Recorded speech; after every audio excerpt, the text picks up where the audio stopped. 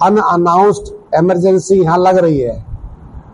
कोई भी अपनी इश्यूज को लेकर के ओपन में डेमोन्स्ट्रेशन, धरना प्रदर्शन नहीं कर सकता, उसके लिए परमिशन लेना पड़ेगा और परमिशन सरकार दे नहीं रही। तो ये जो सरकार डेमोक्रेसी की कल इमरजेंसी के बारे में बहुत लंबे चौड़े भाषण पूरे देश में हुए हैं कि वो काला अध्याय था, तो हम सरकार से पूछना चाहते हैं कि ये जो डेमोक्रेटिक तरीके से अपनी बात को शांतिपूर्वक पीसफुल तरीके से जो कहने का देश के कॉन्स्टिट्यूशन ने हमें अधिकार दिया है, त्रिपुरा की सरकार उसको क्यों रोक रही है? या वैसी स्थिति नहीं है क्या ये जिसकी कल पूरे देश में आलोचना ये कर रहे थे? तो इसलिए हम all India state government employees federation की ओर से इस सरकार को उसके 18 में जो वायदे किए थे उसको याद दिलाते हुए ये कहना चाहते हैं कि त्रिपुरा एम्प्लॉइज कोऑर्डिनेशन कमेटी जो हमारी एचबी रोड है उसका जो मांग पत्र दे रखा है, रिमाइंडर दे रखे हैं, उसको बुला करके बातचीत करके मसलों का समाधान करें, क्योंकि यही असली जो एम्प्लॉइज और टीचर को रिप्रेजेंट करने वाली संगठन है। अपने जो जेबी चापलूस संगठन है उनको बुला करके खाता पूर्ति करने से बात बनने वाली नहीं है। एक तो ये हम साफ तौर से इस पे कहना चाहते हैं। दूसरा, अभी कॉमरेड महुआ राय ने आपके सामने ब्रीफ कुछ किया है। आज पूरे देश में हम देख रहे हैं कि लगभग सेंटर में, स्टेट में, पीएसयूज में 1 करोड़ के लगभग पोस्टें खाली पड़ी हुई हैं। अब सरकार ने वर्कलोड और पॉपुलेशन के हिसाब से नई पोस्ट सृजन का काम बंद कर दिया है और हमारा कहना यह है कि 1 करोड़ के करीब पोस्टें हैं तो उनको भरे और बेरोजगारों को रोजगार दें। जब 2014 में भाजपा सरकार में सेंटर में आई थी तो 2 करोड़ नौकरी हर साल देने का वायदा किया था। इन्होंने 50,000 कहा था, उन्होंने 2 करोड़ कहा था। झूठ बोलने में एक से बढ़कर एक है। लेकिन अगर आज हम देखते हैं तो 12 साल हो गए, 24 करोड़ को नौकरी मिलनी चाहिए थी, नौकरी नहीं मिली 1 करोड़ को भी। तो इसलिए बेरोजगारी चरम सीमा पर है, लोगों को नौकरी दी जाए। दूसरा, जो त्रिपुरा की सरकार ने भी बोला था कि जो कॉन्ट्रेक्चुअल एम्प्लॉइज है, अगर हमारी सरकार आएगी, क्योंकि आपको मालूम होगा कि वाम मोर्चा की सरकार में 10 साल नौकरी करने के बाद में ऑटोमेटिकली ही उनकी सेवाएं रेगुलर हो जाती थी, तो उसके बाद पूरी तरीके से बंद कर दिया इन्होंने, कोई रेगुलेशन नहीं किया। तो हम ये कह रहे हैं कि ये जो ठेका प्रथा है ये भ्रष्टाचार और शोषण की जन्मी है, तो कॉन्ट्रैक्ट एम्प्लॉइज को रेगुलर किया जाए। त्रिपुरा के अंदर भी देखते हैं, हम दूसरी जगह भी देखते हैं कि बड़े पैमाने पर कॉन्ट्रैक्ट एम्प्लॉइज आए हुए हैं, उनको रेगुलर किया जाए। तीसरा, जो 4 लेबर कोड्स हैं, ये 4 लेबर कोड्स हमारे परिभाषा में ये गुलामी का दस्तावेज है, मजदूरों की गुलामी का दस्तावेज है 4 लेबर कोड। अगर ये इम्प्लीमेंट जिस तरीके से बंगाल में चुनाव में जीतने के बाद लागू करने का ऐलान किया है, तो इसके बाद यूनियन बनाना, उसका रजिस्ट्रेशन करवाना, उसको बरकरार रखना, हड़ताल का अधिकार, सामूहिक सौदेबाजी का अधिकार, ये खत्म हो जाएगा। इस पर रोक लगाने की बात है। और ये सारे जो पब्लिक सेक्टर अंडरटेकिंग्स हैं उनका निजीकरण कर रही है, और निजीकरण जिस तरीके से कर रही है, अभी चंडीगढ़ का पावर डिपार्टमेंट उसको निजी हाथों में सौंपा है। 25,000 करोड़ के एसेट्स है उसके, जो यूनियन का आकलन है। और किसी भी सरकारी संस्था को आप उसकी बोली लगाएंगे तो उसकी बेस प्राइस क्या होगी, इसकी वैल्यूएशन होगी। कोई वैल्यूएशन नहीं कराई। 250 करोड़ का प्रॉफिट हर साल का है, और बिजली का जो रेट है 2.5 रुपए से 4.5 रुपए तक का रेट है, कम रेट है। इसके बावजूद 250 करोड़ का प्रॉफिट एवरेज है। लेकिन सरकार ने 171 करोड़ रुपए बेस प्राइस रख करके 871 करोड़ रुपए में बेच दिया। 174 करोड़ रुपए बेस प्राइस, 871 करोड़ रुपए में बेच दिया। और जिस कंपनी को बेचा है, अरिंदम जी यहाँ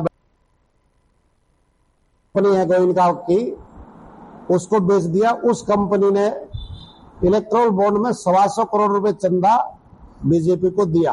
चंदा दो धंधा लो, ये चंडीगढ़ पावर डिपार्टमेंट रिसेंटली बिल्कुल अभी है। अभी उत्तर प्रदेश में जो 2 बिजली की डिस्कॉम को वो निजीकरण कर रहे हैं, वहां भी हजारों करोड़ की उसकी एसेट्स है। 6600 करोड़ रुपए उसकी डिफॉल्टिंग अमाउंट है, लेकिन बेस प्राइस रख रहे हैं 1000 करोड़ रुपए और 1500 करोड़ रुपए। तो उसको भी औने पौने दामों में बेच देंगे। पहले हम निजीकरण कर रहे थे, वो ट्रांसफर ही कर रहे हैं सारे जो पब्लिक के जो एसेट्स हैं। तो हम ये कहना चाहते हैं कि ये जो निजीकरण कर रहे हैं, तो भाषण तो ये थे हमारे प्रधानमंत्री, आदरणीय प्रधानमंत्री जी के, सौगंध मिट्टी खाते हैं, देश को नहीं बिकने देंगे। आज रेल, तेल, भेल, बैंक, बीमा, पोर्ट, ट्रांसपोर्ट, इलेक्ट्रिसिटी, सब कुछ मतलब निजी हाथों में सौंपा जा रहा है। तो इस पर रोक लगने की बात हम कर रहे हैं। यहां त्रिपुरा में हम देख रहे हैं कि जो डीए है, महंगाई भत्ता है, ये 19% महंगाई भत्ता दिया नहीं है। 60% महंगाई भत्ता सेंटर ने जो दिया है, और यहाँ 19% अभी बकाया है। 41% मिला है, 19% बकाया है।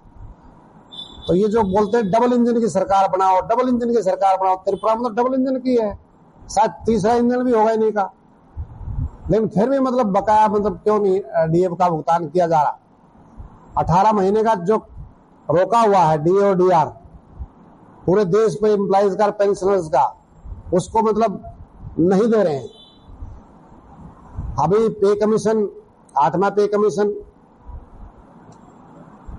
देखिए आप, त्रिपुरा के अंदर 8वां पे कमीशन की जब रिकमेंडेशन आ जाएंगी, उसका जो एक ढांचा है उसके हिसाब से यहाँ पे रिवीजन कमेटी बनेगी।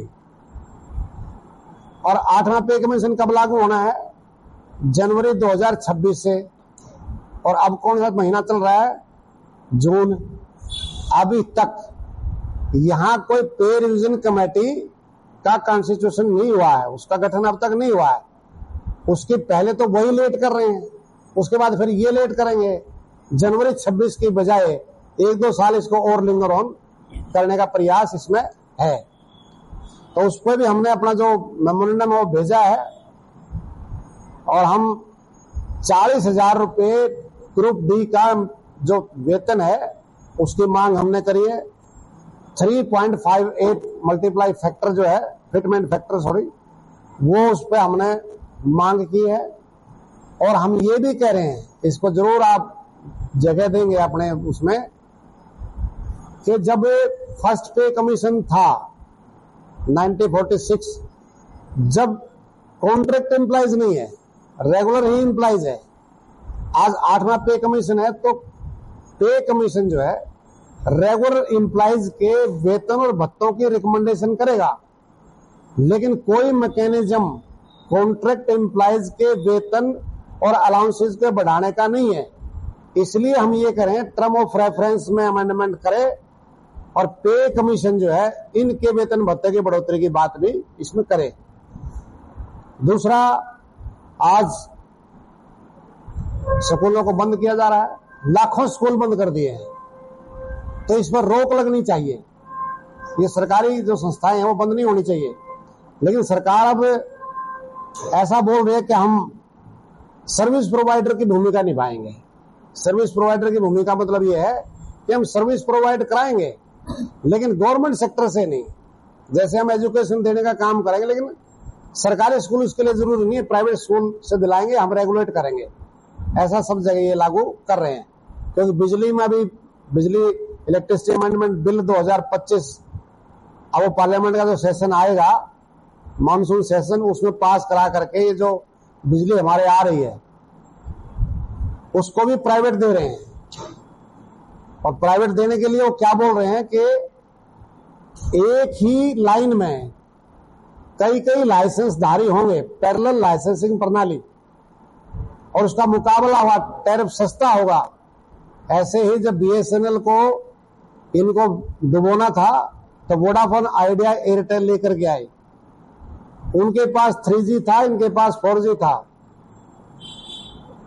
नेटवर्क प्रॉब्लम, सारे कस्टमर शिफ्ट हो गए और फिर उनको ठीक करने के लिए जियो दे दनादन आ गया। बीएसएनएल भी गया, वोडाफोन आइडिया एयरटेल भी गया। एक छत्तर जो है मोनोपोली भी इसकी रिलायंस की, जियो की हो गई। ऐसे ही बिजली में ये जो पैरेलल लाइसेंसिंग प्रणाली लेकर के आ रहे हैं,